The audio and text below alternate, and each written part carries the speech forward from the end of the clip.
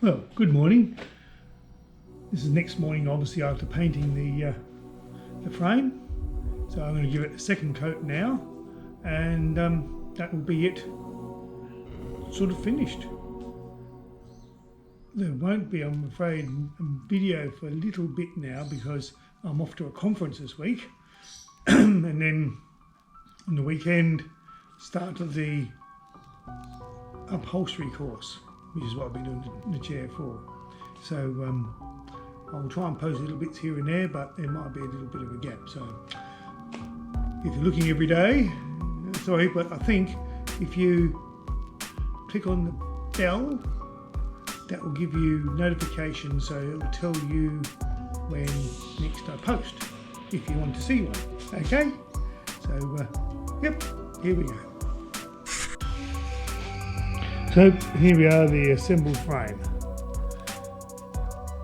So yeah, of course, you won't see any of this because it'll be all under upholstery. But you know, it's done, and that's the main thing. Another one to go, of course, but we'll get onto that when we have to. Bye for now. So it's just a bit of an update on the upholstery. So there's my sewing machine. Here's some Hessian, and these are the original seats.